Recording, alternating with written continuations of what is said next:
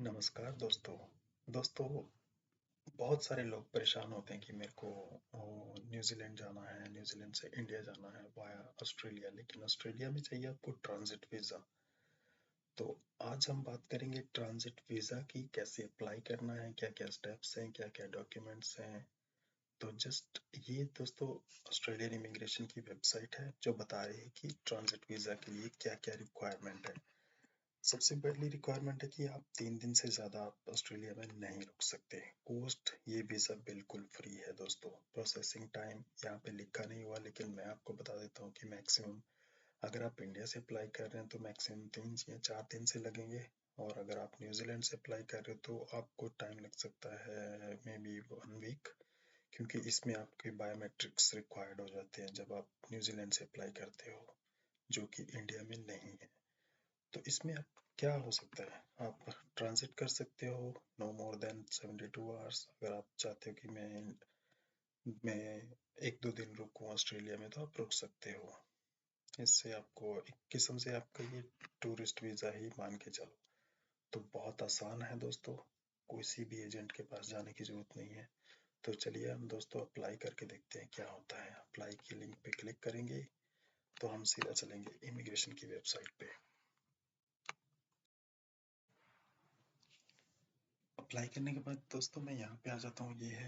ये Australian account बोलता है कि मेरे को अब, अगर आपका अकाउंट है तो बनाओ, नहीं है तो आप बना सकते हो, अगर है तो आप लॉगिन करो। तो आप जस्ट अपनी ईमेल डाल के आप अपना वेरिफिकेशन कोड मांगेगा, ईमेल वेरीफाई होगी और आप अपना अकाउंट बना सकते हो। बहुत आसान प्रोसेस है दोस्तों। मैं अभी अकाउंट बनाने जा रहा हूँ और मैंने अकाउंट बना के अब मैं लॉगिन करना स्टार्ट करता हूँ। दोस्तों मैं अपना यूज़र नेम हाइड करके रखा है सिक्योरिटी पर्पस। कोई भी आप वीडियो बनाता है तो ये ज़रूर कर लो। लॉगिन किया, हम चलते हैं सीधा डैशबोर्ड की साइट पे। ये लॉगिन करने के बाद मैं अपना डैशबोर्ड पे आ चुका हूँ दोस्तों। ये देखिए मेरा डैशबोर्ड है। यहाँ पे मेरा जो मैंने लास्ट अप्लाई किया था, ये मेरा डेट ऑफ बर्थ, मेरा नाम, और ये मेरी एप्लीकेशन थी लास्ट। अगर मैंने आपका नई एप्लीकेशन बनानी है तो मैं न्यू एप्लीकेशन पे जाके अपना नया वीज़ा अप्लाई कर सकता हूँ। कोई भी वीज़ा हो, टूरिस्ट हो, ट्रांजिट हो, वर्क वीज़ा हो, न्यू एप्लीकेशन पे जाना पड़ेगा हमें।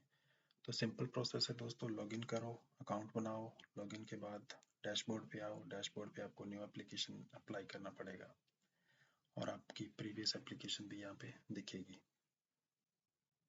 चलिए दोस्तों न्यू एप्लीकेशन पे अप्लाई करते हैं। तो जैसा मैं न्यू एप्लीकेशन पे अप्लाई करता हूँ तो ये मुझे रीडायरेक्ट कर देता है अगले पेज पे। यहाँ पे मेरा न्यू एप्लीकेशन की लिस्ट है दोस्तों, कौन कौन सा वीज़ा आप अप्लाई कर सकते हो। ये देखिए विजिटर वीज़ा में है, विजिटर वीज़ा है, ई विजिटर वीज़ा है और ट्रांजिट वीज़ा है, जो कि आज हम अप्लाई करने वाले हैं। अगर आप कोई और वीज़ा अप्लाई करना चाहते हो जैसे स्टूडेंट है, रेजिडेंट वीज़ा है, तो भी आपको सेम ही प्रोसेस अपना अप्लाई करना पड़ेगा। लॉगिन बनाओ, अकाउंट बनाओ, लॉगिन करो, न्यू एप्लीकेशन पे आओ। अब भी हम नेक्स्ट वीडियो में बात करेंगे जो ऑस्ट्रेलिया ने नई कैटेगरी का वीज़ा ओपन किया है, वर्क हॉलीडे पर्पस। ये पहले यूरोपियन कंट्री को ही अवेलेबल होता था वीज़ा, जिसमें आप क्या कर सकते हो, आप छुट्टियां मनाने ऑस्ट्रेलिया आ सकते हो प्लस आप काम भी कर सकते हो। ये वीज़ा 1 साल तक वैलिड होता है। तो आप एक किस्म से ये कह सकते हो कि ये नया वर्क वीज़ा है जो आपको 1 साल तक ऑस्ट्रेलिया में काम करने का मौका देगा। लेकिन उसके लिए आपको पास फंड होना चाहिए कि आप 1 साल तक आप रुक सकते हो।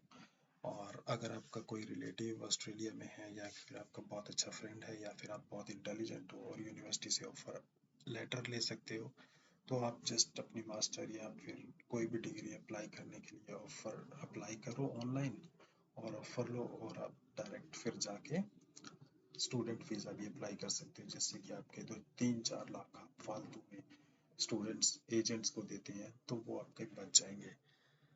तो दोस्तों स्टार्ट करते हैं। Transit visa 771, let's see. तो जैसे मैंने अप्लाई किया तो मेरे पास ये नया पेज खुलेगा, एप्लीकेशन फॉर ट्रांजिट वीज़ा, जिसमें आप क्लियरली देख सकते हो 12 स्टेप्स हैं। अभी मैं पहले स्टेप पे हूँ तो ये 12 पेज हैं। 12 स्टेप मतलब 12 पेज। पहला स्टेप क्या है, टर्म एंड कंडीशन, जो कि मैं बिना पढ़े ही I have read and agree करने वाला हूँ। चेकबॉक्स मैंने सेलेक्ट कर दिया है और नेक्स्ट स्टेप पे मैं बढ़ता हूँ। अभी मैं कुछ देर के लिए वीडियो को पॉज करूँगा ताकि मैं अपने कंप्लीट फॉर्म कर दूँ और जो फाइनली फॉर्म फिल किया था वो आपको मैं दिखाऊंगा मैंने क्या फिल किया है। हाँ जी दोस्तों, मैंने कंप्लीट कर दिया फॉर्म और ये मेरे पास पीडीएफ डाउनलोड आ गई है जिसमें कंप्लीट 12 स्टेप जो मैं आपको लास्ट में बता रहा था कि 12 स्टेप है। आप देख सकते हो ये 11 पेजेस मतलब 11 स्टेप। 12 स्टेप था हमारा पेमेंट का जो कि फ्री है। अभी मैं पहला स्टेप जो देख रहे थे आप पहले पेज पे हूँ। मैंने टर्म एंड कंडीशन यस किए थे। उसके बाद इसने पूछा कि आप करंट लोकेशन क्या है। मैंने पूरा न्यूजीलैंड हूँ और मैं लीगल स्टेटस वर्क वीजा पे हूँ। उसने मेरे को पूछा कि क्यों क्यों हो आप यहाँ पे और क्या रीज़न है। तो मैंने लिख दिया कि I am on the work permit in New Zealand. I am going to Delhi in date and via Air New Zealand and Singapore. So I'm planning to come back on Qantas airline. So for that I required transit visa. That's fine. ये दो sentence हैं। Just आपने reason दिया और कहाँ पे हो क्यों आपको वीजा चाहिए, इतना काफी है दोस्तों आपको। और नेक्स्ट स्टेप है हमारा आगे हमसे पूछता है कि ट्रांजिट डिटेल, आपकी ट्रांजिट डिटेल क्या थी। मैंने लिखा कि पर्पस ऑफ अराइवल मेरा था 14 जनवरी 2025 को।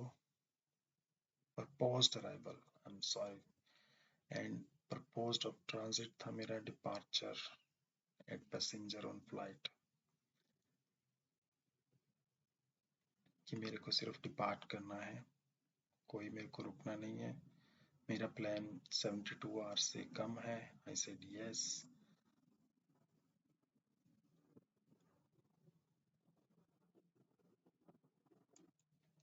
ये देखो सर, प्राइवेसी पॉलिसी में क्या दिखा रहा है कि ये मेरी ईमेल है और मैं सेल्फ रजिस्टर यूजर हूँ।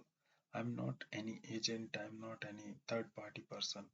ये मेरा रेफरेंस नंबर और सेल्फ रजिस्टर यूजर। अगर आपने लॉगिन किया तो ये आपको दिखाएगा और छोटी मोटी गलती माफ भी कर देता है इन केस। अगले पेज पे चलते हैं सर दोस्तों। सेकंड स्टेप में इसने मेरे से पूछा था पासपोर्ट डिटेल, वो आप सबके पास होगी। Family name, given name, date of birth, passport number, country, nationality, issue and expiry place. ये मैंने सब कुछ लिख दिया है।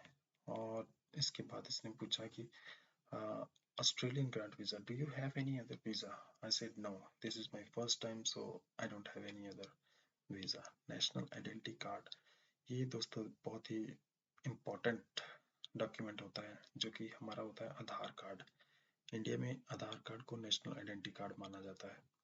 तो मैंने अपनी नेशनल आइडेंटिटी कार्ड की डिटेल दे दी है। फैमिली नेम, आधार कार्ड नंबर मेरा ये है और इशू मेरा इंडिया में हुआ था, इस डेट को हुआ था। उसके बाद इसने पूछा कि प्लेस ऑफ बर्थ, मैं पटियाला पंजाब से हूँ दोस्तों, तो मैंने अपना पटियाला और पंजाब डाल दिया है। और ये सेकंड स्टेप ये था हमारा। थर्ड स्टेप पे आते हैं तो ये मेरे से पूछता है कि आपका रिलेशनशिप क्या है। आई एम मैरिड, ठीक है। मैंने कभी अपने नाम के स्पेलिंग चेंज नहीं किए। मैं सिटीजन हूँ इंडिया का, यस। मैं किसी और देश का सिटीजन नहीं हूँ, नो।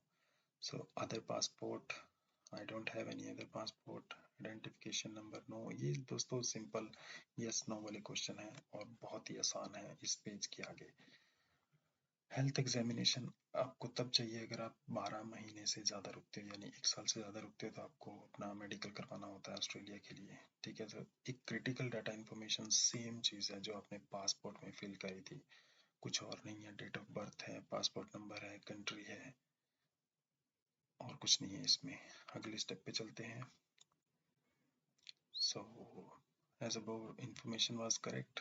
हाँ जी भैया, करेक्ट थी मेरी सारी इन्फॉर्मेशन। कंट्री ऑफ रेजिडेंट क्या है, मैं इंडियन रेजिडेंट हूँ। अभी मेरी न्यूजीलैंड में रेजिडेंसी नहीं हुई लेकिन मैंने वो एप्लीकेशन फिल की हुई है। सो ये बोलता है कि अगर आपको इंटरव्यू रिकॉर्ड हुआ तो आपको कहाँ जाओगे। मैं जाऊँगा जी वेलिंगटन में। ऑकलैंड में हमारा एम्बेसी नहीं है तो मेरे को वेलिंगटन जाना पड़ेगा। सेम केस अगर आपका इंडिया में हो तो आप मे भी चंडीगढ़ या फिर न्यू दिल्ली सेलेक्ट कर सकते हो, जो भी आपके पास। VFS सेंटर में भी आप, I think you can apply for interview but it's better to give the New Delhi address. सो ये मेरा रेजिडेंशियल एड्रेस, मैं अपना न्यूजीलैंड का एड्रेस नहीं लिख रहा क्योंकि मैं अभी यहाँ पे रेजिडेंट नहीं हूँ। तो मैं अपना इंडिया का एड्रेस मैंने डाल दिया है, पटियाला पंजाब। मोबाइल फ़ोन मैंने अपना न्यूजीलैंड वाला दे दिया है। ईमेल एड्रेस मैंने अपना कंफर्म कर दिया है। चलते हैं दोस्तों नेक्स्ट स्टेप पे। अगला स्टेप पूछता है कि हाँ जी आपका इलेक्ट्रॉनिक कम्युनिकेशन क्या होगा। मैंने कहा यही होगा, मेरा जो ईमेल एड्रेस है ये मेरा परमानेंट ईमेल एड्रेस है। ट्रांजिट डिटेल पूछी है अभी।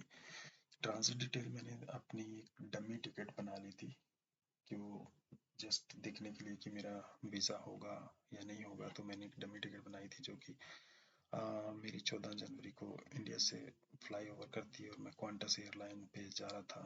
क्वांटस नंबर ये था, मेलबोर्न में मेरा स्टे था। ये अराइवल डिटेल थी मेरी। न्यू दिल्ली से आना था और मेरे को मेलबोर्न पहुंचना था। उसके बाद डिपार्चर डिटेल है। डिपार्चर डिटेल मैंने 15 को मेलबर्न से फ्लाई ओवर करना था और मैं ऑकलैंड पहुंचना था क्वांटस QF 170 से। तो ये मेरी अराइवल और डिपार्चर डिटेल आपको आपकी टिकट से मिल जाएगी। सो बेटर है आप डमी टिकट लो जो कि इंडिया से 1000-2000 रुपए की मिलती है। अगले पेज पे ये क्या कहता है कि न्यूजीलैंड में क्यों हो, कैसे हो, लीगल स्टेटस क्या है। मैं हूँ वर्क वीज़ा पे, तो मैंने अपना वर्क वीज़ा डाल दिया है। और ये कहता है कि ट्रांजिट क्यों करना चाहते हो, मल्टीपल एंट्री चाहते हो या नहीं चाहते। मैंने बोला यस मैं चाहता हूँ, intend to transit more than one location. ठीक है। फिर मैंने रीज़न दिया कि मैं सर इंडिया ऑस्ट्रेलिया, मैं न्यूजीलैंड में काम करता हूँ, ऑस्ट्रेलिया बीच में पड़ता है, तो मैं कभी कभार मेरा दिल करता है कि मैं ऑस्ट्रेलिया भी जाऊँ। सो ये जस्ट रीज़न था और कुछ नहीं। उसके बाद ये जो हेल्थ डिक्लेरेशन आती है इसमें मोस्टली क्वेश्चन आपके नहीं होंगे, नो में आंसर होगा। क्योंकि ये आपसे पूछता है कि 3 कंसेक्यूटिव मंथ में कहीं और रहे हो। मैंने कहा नहीं रहा जी।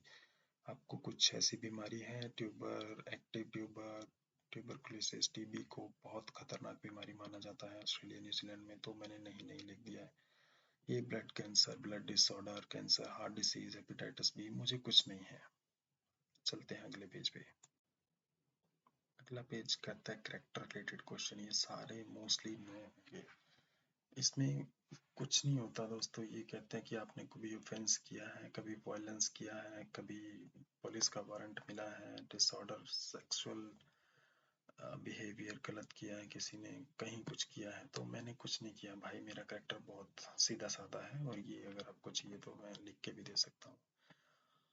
वीज़ा हिस्ट्री, मैं कभी और किसी देश में वीज़ा नहीं लगा, बट मैं न्यूजीलैंड में वर्क वीज़े पे आया था। तो मैंने अपना न्यूजीलैंड का 3 साल का वर्क वीज़ा मैंने लिख दिया जो कि 2025 को एक्सपायर है। एप्लीकेंट नंबर और क्लाइंट नंबर मैंने इसलिए दे दिया कि अगर आप चाहें तो भाई वेरीफाई कर लो, मैं सच बोलता हूँ। उसके बाद आता है ट्रांजिट डिक्लेरेशन। ये मोस्टली क्वेश्चन यस में आएंगे कि मैंने अरेंज किया हुआ है, मैं ऑस्ट्रेलिया से जाऊंगा, जो भी है नेक्स्ट कंट्री में मैं एलिजिबल हूँ। यस, सभी कुछ यस आएगा इसमें। तो बहुत आसान है, बट एक बार ध्यान से पढ़ लेना, कहीं यस की जगह नो गलती से हो गया तो भैया आप वीज़ा नहीं ले सकते। तो जैसे कि मेरे सारे यस थे आंसर। हाँ, जैसे कि ये बोला था कि give consent to collection of your fingerprints और फेशियल इमेज इफ रिक्वायर्ड। भाई देना ही पड़ेगा, अगर आपके देश में हम आ रहे हैं तो फिंगरप्रिंट आपको देने पड़ेंगे हमें, कोई हम मना नहीं करेंगे। तो ये 10 पेज थे जिसमें कि बहुत आसान, ज़्यादा से ज़्यादा मैंने अपना वीज़ा डिटेल डाला। अब भी आता है most important 11th page. 11th page में क्या होता है दोस्तों कि ये मेरे सारे डॉक्यूमेंट पूछ रहा है, मैंने कौन कौन सा डॉक्यूमेंट अपलोड किया था। ये टाइप आपको आपको ड्रॉप डाउन मिल जाएगी, आप कौन कौन से डॉक्यूमेंट टाइप अपलोड करना चाहते हो वो आपके ऊपर है। जितने ज़्यादा डॉक्यूमेंट आप अपलोड करोगे उतना जल्दी चांस है और उतना पॉजिटिव आपकी एप्लीकेशन होगी। अब मेरे केस में मैंने बोला कि करंट एम्प्लॉयमेंट का मैंने सर्टिफिकेट डाला है, एविडेंस ऑफ करंट एम्प्लॉयमेंट मैंने डाल दिया है, अदर स्पेसिफाई कर दिया कि अदर था। करंट एम्प्लॉयमेंट का मैंने क्या डाला, मैंने बैंक स्टेटमेंट डाल दी जो कि मेरी सैलरी जहाँ से आ रही थी मैंने अपनी सैलरी में आपका एम्प्लॉयर नेम लिखा होता है कि ये एम्प्लॉयर नेम से ये सैलरी आ रही है, तो मैंने बैंक स्टेटमेंट डाल दी। ट्रैवल हिस्ट्री में आपसे पूछता है कि एंट्री और एग्जिट, ये आपके लिखे आते हैं दोस्तों। डॉक्यूमेंट टाइप आपको सिलेक्ट करना होता है ये एंट्री एंड एग्जिट स्टैंप जो आप लोगे अपने पासपोर्ट से उठाओगे, कभी आपने ट्रैवल हिस्ट्री की है उसकी पिक्चर डालो और अपलोड कर दो, ठीक है। ट्रैवल डॉक्यूमेंट में आपको पासपोर्ट डाल दिया, मैंने अपना पासपोर्ट स्कैन करके इसमें डाल दिया। एविडेंस ऑफ करंट एम्प्लॉयमेंट और ये सेल्फ एम्प्लॉयमेंट, देखो चीज़ें सेम ही है, लेकिन मैंने डॉक्यूमेंट, मैंने भी बहुत होशियारी से डॉक्यूमेंट अलग डाल दिया। यहाँ पे मैंने पे स्लिप, अपनी पे स्लिप यहाँ डाल दी, बैंक का मैंने स्टेटमेंट यहाँ डाल दिया। नेशनल आइडेंटिफिकेशन नंबर, मेरा नेशनल आईडी कार्ड मतलब आधार कार्ड मैंने डाल दिया। फिर उसने पूछा फोटोग्राफ। फोटोग्राफ जो होती है दोस्तों, हर कोई वीज़ा की स्पेसिफिक फोटोग्राफ होती है, उन्होंने मेजरमेंट दी रखी होती है, आपने सेम मेजरमेंट की फोटोग्राफ उठानी है और अपलोड करनी है। अपनी फोटोग्राफ आप बनवा सकते हो सेम ही डायमेंशन की, याद रखना दोस्तों। तो visa for country of resident, क्योंकि मैं अभी इंडियन रेजिडेंट हूँ तो मेरे को वीज़ा नहीं चाहिए, मेरे पास पासपोर्ट ही है भैया, तो मैंने लिख दिया कि I M Indian resident. Description में आप कुछ लिख सकते हो कि मैंने ये डॉक्यूमेंट क्यों डाला, क्या है ये। I am Indian resident and I have a passport, that's it. मैंने पासपोर्ट की कॉपी जो ऊपर डाली थी मैंने एक बार और डाल दी इनको खुश करने के लिए। Onward booking of Australia evidence, ये कि मैं ऑस्ट्रेलिया से निकल जाऊंगा इसका मेरे को एविडेंस भी है, तो मैंने किया ट्रैवल टिकट मैंने डाल दिया। ट्रैवल टिकट में मैंने अपना ट्रैवल जो डमी टिकट बनाया था, मैंने आपको बोला था कि डमी टिकट बना लो, उससे क्या होता है कि आपको डेट्स मिल जाती हैं, तो जो वीज़ा ऑफिसर होता है कि वो देख सकता है कि हाँ इसका प्लान यही है, तो मैं इसको वीज़ा दूँ या ना दूँ वो सोचता है। तो ये ट्रैवल टिकट आ गई। तो document of enter destination country, मैं न्यूजीलैंड में जा रहा हूँ तो न्यूजीलैंड का डेस्टिनेशन मेरे पास क्या है, न्यूजीलैंड का वर्क वीज़ा मैंने डाल दिया। कुछ और डालना तो करंट एम्प्लॉयमेंट सेल्फ में मैंने फिर पे स्लिप डाल दी। तो दोस्तों देख रहे हो मैंने कुछ डॉक्यूमेंट्स ऐसे पे स्लिप है, बैंक स्टेटमेंट है, पासपोर्ट है, ये दो दो बार डाला क्योंकि यहाँ ऑप्शन था मेरे पास। तो जितने ऑप्शन है आप सभी में डॉक्यूमेंट ऐड करो, वो आपका बेनिफिट ही होगा कि आप हर कोई कैटेगरी में आपके पास एक प्रूफ है। तो या अगर आप टूरिस्ट वीज़ा सिंपल अप्लाई कर रहे तो अगर इंडिया में आप जॉब करते हो और अच्छी सैलरी है आपकी, या फिर इंडिया में बिजनेस है, अच्छा अच्छा बिजनेस इनकम है, तो आप वो इनकम के प्रूफ डालोगे, बिजनेस के मंथली जितना भी आपका मंथली इनकम है वो डाल सकते हो। आईटीआर है, आप हर साल कितना टैक्स दे रहे हो गवर्नमेंट को, कितनी सेविंग है आपके बैंक अकाउंट में, कितना भी पैसा पड़ा हुआ है, वो अगर आप बैंक स्टेटमेंट सब कुछ डाल दोगे तो उनको पता चल जाएगा कि हाँ ये बंदा एफिशिएंट है, कि ये हमारी कंट्री में आके घूम सकता है, विजिट कर सकता है और रह सकता है, इसके पास इतना पैसा है। तो अगर आपके पास पैसा है और लीगल तरीके से आ रहे हो तो आई थिंक आपको खुद अप्लाई करना चाहिए, चाहे वो विजिटर वीज़ा हो चाहे कोई और वीज़ा हो। तो ये दोस्तों लास्ट स्टेप था मेरे वीज़ा एप्लीकेशन का। इसके बाद आती है पेमेंट। पेमेंट जो मैंने आपको पहले ही बता दिया था कि पेमेंट फ्री है, ट्रांजिट वीज़ा की कोई फ़ी नहीं होती, तो उसने वो स्टेप एक जर्नल्स की पावर स्टेप था, मैंने कोई पेमेंट नहीं करी और मेरी एप्लीकेशन कंप्लीट है। अब इसके बाद क्या होता है, मैंने जैसे ही एप्लीकेशन सबमिट करी तो मेरे पास एक ऑटोमेटेड ईमेल आ जाती है कि भैया ये आपकी एप्लीकेशन सबमिट हो गई है, आप बायोमेट्रिक की मेल आती है मेरे पास कि बायोमेट्रिक अप्लाई करना है आपको, वो अभी मेल आपको मैं दिखाता हूँ। ये है वो ईमेल जो मेरे को ऑस्ट्रेलियन इमिग्रेशन से आती है जब मैं अपना वीज़ा एप्लीकेशन सबमिट करता हूँ। 12 स्टेप में फिल करके मैं अपनी एप्लीकेशन को सबमिट कर देता हूँ, ये ऑटोमेटिक जनरेट ईमेल मेरे पास आ जाती है। इसमें मेरे पास एक अटैचमेंट आती है दोस्तों, अटैचमेंट का ये सेकंड पेज है जो कि मेरे को लिखता है कि providing personal identifiers. To provide personal identifiers, all applicant listed above need to attend a biometric collection center in person and bring this letter and a current passport. So अगर आप इंडिया में तो आपको VFS में एक appointment लेनी पड़ती है इमिग्रेशन ऑस्ट्रेलिया से। अगर आप न्यूजीलैंड में हो तो आप ऑकलैंड सेंटर में VFS से ऑनलाइन अपॉइंटमेंट ले सकते हो, और वहाँ पे आपको अपॉइंटमेंट के दिन जाना है। ये अटैचमेंट का लेटर प्रिंट आउट करके ले जाना है, और आपको पासपोर्ट ओरिजिनल चाहिए। वहाँ पे मैंने अपने बायोमेट्रिक दिए, जहाँ पे मेरी $60 फीस लगी थी। ऑकलैंड में मैंने किया था। इंडिया में ये स्टेप नहीं है, बेटर है। इंडिया में ये स्टेप आपको नहीं करना। इंडिया में जैसे ही आप एप्लीकेशन अप्लाई करते हो तो आपके पास वीज़ा एक्सेप्टेड या रिजेक्टेड की ईमेल ही आएगी। तो ये जो है ईमेल, मैं आपको बताता हूँ इसमें और क्या है। ये उसका पहला पेज था दोस्तों। देखो इसने मेरे को जो भी है, 15 को मैंने अप्लाई किया, 15 दिसंबर 2023 को मैंने अप्लाई किया था। ये मेरा address, date of birth, client number जो भी आया, और मेरे से इसने पूछा कि ये आपको डॉक्यूमेंट चाहिए, ये पेज प्लस पासपोर्ट चाहिए, और आप अपना बायोमेट्रिक अटेंड करो। मैंने 15 को ही अपॉइंटमेंट ले ली थी, और मैं, हाँ दोस्तों, ये 14 दिन के अंदर अंदर आपको जाना है वहाँ पे। ऐसा नहीं है कि आप 2 महीने की बाद की डेट ले लो और 14 महीने बाद आप 14 दिन के अंदर आप जाना है। और ये देखो, बस ये आपको लेटर और करंट पासपोर्ट लेके जाना है। मैं गया, 15 को मैंने अपॉइंटमेंट ली, 16 को मैंने अपॉइंटमेंट, नेक्स्ट डे मुझे मिल गई थी। उसके बाद मैंने अपना बायोमेट्रिक दिया, फिर उसके बाद मेरा वीज़ा ग्रांट हो गया। वो भी आपको ईमेल दिखाता हूँ मैं अभी। तो ये थी वो फाइनल ईमेल जिसकी मैं इंतज़ार कर रहा था दोस्तों। अगर आप देखोगे कि ये मेरी ईमेल में आया है, वीज़ा एप्लीकेशन ग्रांटेड।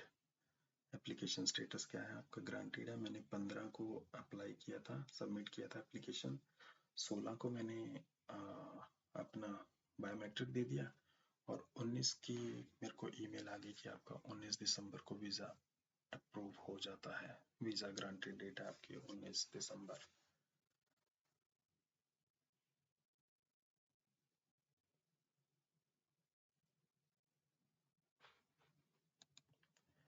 तो देखा दोस्तों, कितना आसान प्रोसेस था, ऑनलाइन प्रोसेस था।